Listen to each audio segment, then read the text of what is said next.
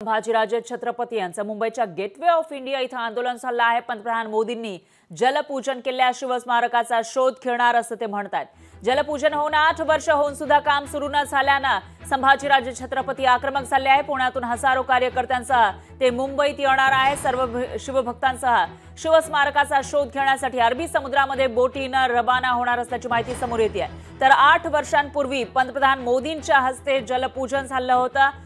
छत्रपती शिवाजी महाराजांचा पुतळा या ठिकाणी उभारला जाणार होता अरबी समुद्रामध्ये आणि आता 8 वर्ष झाली तरी सुद्धा त्याचं काम केलं नाही असं म्हणत छत्रपती संभाजीराजे हे मुंबईच्या गेटवे ऑफ इंडिया इथं आंदोलन करणार आहेत।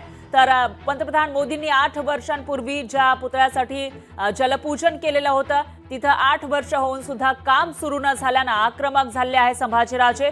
कार्यकर्त्यांसह मुंबईमध्ये येऊन सर्व शिवभक्तांसह शिवस्मारकाचा शोध घेण्यासाठी अरबी समुद्रामध्ये बोटीनं जाणार असल्याची माहिती समोर येते। त्यामुळे आता पुढे नेमकं काय होणार ते बघावं लागेल।